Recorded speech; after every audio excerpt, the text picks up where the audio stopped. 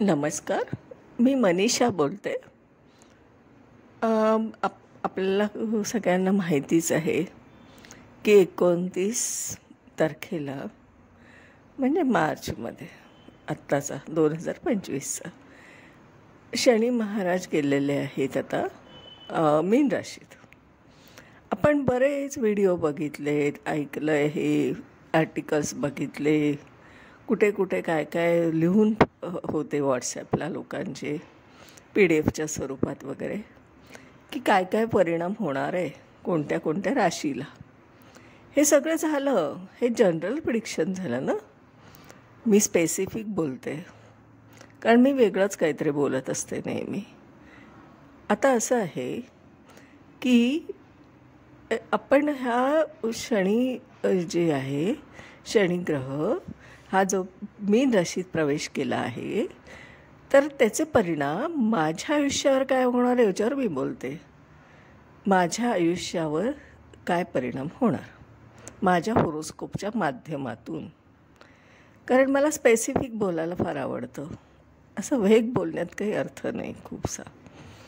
सगळ्या राशी काही एकसारख्या नाहीत. राशी एकसारख्या जरी असल्या तरी प्रत्येकाचं हे काय आहे, लग्न वेगळं आहे, असेंडंट वेगळं आहे, अंशात्मक फरक आहे, नक्षत्रांमध्ये फरक आहे, नवमाशमध्ये फरक आहे, ग्रह विशिष्ट डिग्रीवर आहेत आणि विशिष्ट नक्षत्रात आहे आणि चरणात पण आहेत, नवमाश पण बदलतं आहे.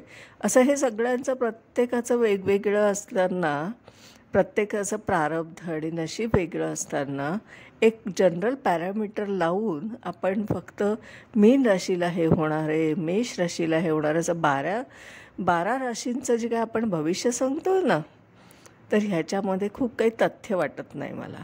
म्हणून मी स्पेसिफिक बोलत असते. असं आहे की अभ्यास करायचा असेल तर पर्टिक्युलर एका विषयाचा विशिष्ट पद्धतीने अभ्यास केला पाहिजे.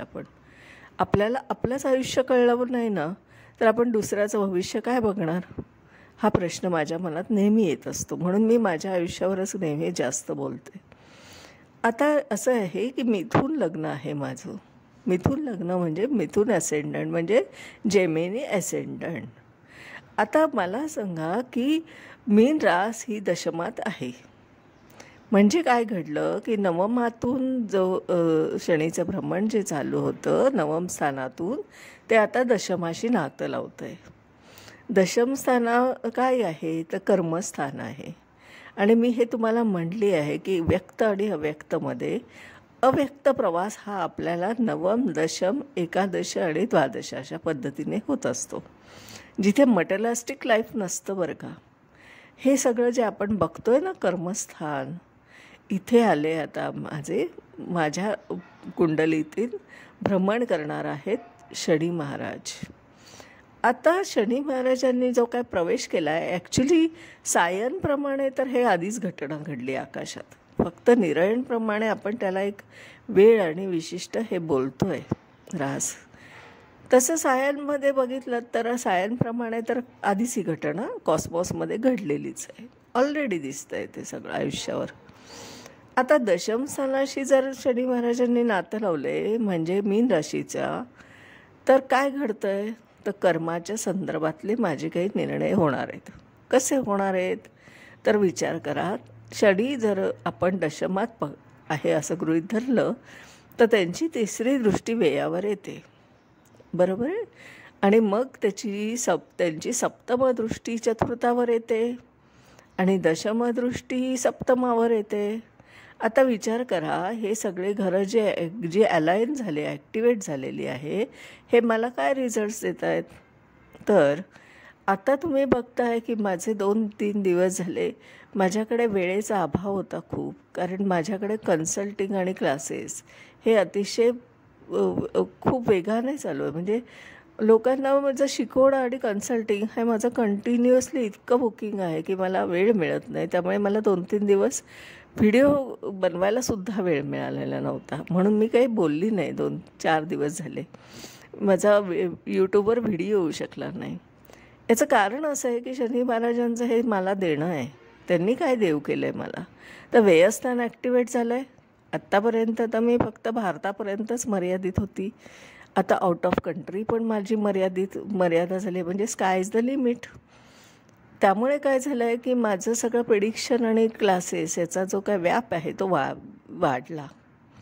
आता हे कोणी देऊ केलं आहे? व्ययस्थान काय आहे? व्ययस्थान हे ॲब्रॉड आहे. आपले भारतीय जे काय फॉरेनमध्ये स्थित आहेत त्यांच्याशी होणारे हे जे काय सगळं कनेक्शन आहे हे सगळं कोणी देऊ केलं आहे? तर शनी महाराजांनी.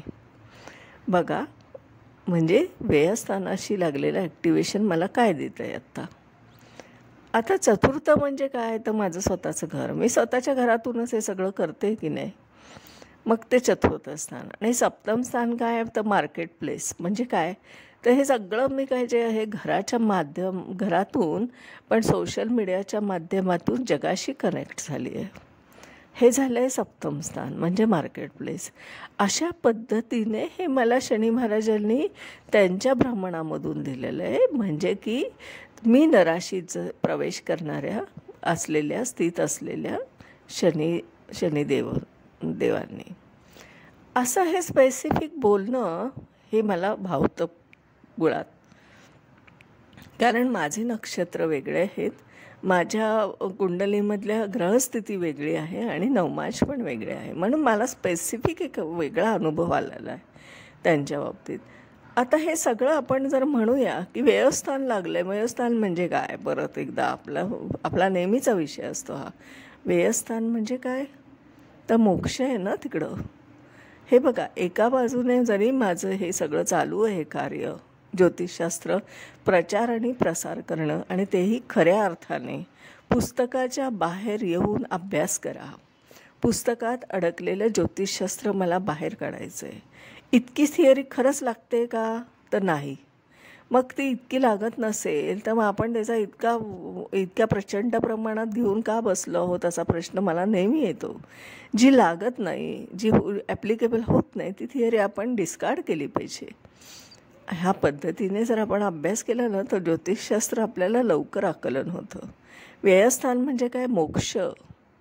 आता बघा, माझ्या एका बाजूला माझा हा प्रवास तर चालूच आहे, प्रचार आणि प्रसार, ज्योतिषशास्त्राचा प्रचार आणि प्रसार, आणि त्याबरोबरीने माझं इनर व्हॉईस म्हणजे माझे इनर जर्नी, ज्याला आपण म्हणतो आत्मशांती, ती पण एका बाजूने चालूच आहे ना. हा दोन्ही सायमल्टेनियसली प्रवास चालू आहे माझा. म्हणजे मोक्षाकडे जाण्याचा जो रस्ता असतो, ज्याला आपण म्हणतो मोक्ष म्हणजे काय? फिजिकली एक्झिट होणं नाही, तर आपण ह्या सगळ्यातून व्यापातून आपलं स्वतःचं मन बाहेर काढणं, मनशांती मिळवणं, आणि या सगळ्या मटेरियलिस्टिक लाईफपासून थोडं लांब जात राहणं, आणि स्वतःचं आपलं एक मनाला शांती, आपला स्वतःचा शोध घेणं, हे सगळं माझं एका बाजूने ऑलरेडी घडतं आहे. हे सगळं शनी महाराजांचं देणं आहे, कारण की कर्मस्थान आहे ते. हे माझं कर्म आहे आणि कर्मामधून हे घडतं आहे सगळं. बघा, मी तुम्हाला सांगितलं पण आहे मागच्या एका व्हिडिओमध्ये की नवम स्थानातल्या गुरुने मला काय दिलं आहे माझ्या पत्रिकेतल्या. हे अशा पद्धतीने हे प्रिडिक्शन करण्याची जी माझी सवय आहे ना, आणि माझ्याकडे त्यामुळे काय होतं की एक वेगळ्या पद्धतीने प्रिडिक्शन करण्याची एक माझी पद्धत मी स्वतः डेव्हलप केलेली आहे. तर अशा पद्धतीने आजचं ह्याच्यावर मी हे बोलली आहे स्पेसिफिक माझ्या स्वतःच्या आयुष्यावर. असाच आपला प्रवास चालू राहणार आहे, असंच आपण गप्पा मारत राहणार आहोत, आणि उद्या मी वेगळ्या विषयावर बोलते. आजच्या दिवसात इथेच थांबते. माझं नाव आहे सौ मनीषा प्रदीप चव्हाण. मी आदित्य गार्डन सिटी, वारजे, पुणे इथे राहते. माझा मोबाईल नंबर आहे 9763787646. माझे स्वतःचे हे ज्योतिषशास्त्राचे प्रिडिक्शनचे आणि बेसिकचे दोघांचे क्लासेस आहेत. बेसिक म्हणजे काय? तर तुम्हाला ज्योतिषशास्त्र काहीही माहिती नसेल आणि तुम्हाला शिकायची इच्छा असेल ते सुद्धा आपण शिकू शकता, आणि तुम्हाला बऱ्यापैकी माहिती आहे पण तुम्हाला प्रिडिक्शन करता येत नाही तरीही तुम्ही माझा क्लास जॉईन करू शकता. हा पर्सनल टीचिंग क्लास आहे, एकट्याचा घेण्यात येतो ऑनलाईन. आणि दुसरं असं की माझं स्वतःचे ज्योतिषशास्त्राच्या ज्योतिषशास्त्राच्या माध्यमातून मार्गदर्शन करणे, म्हणजे तुमची जन्मकुंडली घेऊन त्याचं विश्लेषण करून तुमच्याच प्रश्नाची उत्तरं स्पेसिफिक देण्याचा प्रयत्न असतो माझा. ते कन्सल्टिंग मी करत असते, त्याचा पण आपण लाभ घेऊ शकता. अनेक प्रश्न आहेत ना आयुष्यात आपल्याला. आयुष्य जरी सुरळीत चालू असेल तरी आपण एक जाणून घेऊया उत्सुकतेने की आपल्या आयुष्याचे काय काय टप्पे येणार आणि आपली कुठे कुठे प्रगती होणार आहे. प्रगतीच होत असते. क्वचित आपल्याला कधीतरी अनुभव येत असतो. घाबरून नका जाऊ, कारण ज्योतिषशास्त्र हे मार्गदर्शनासाठी आहे ना.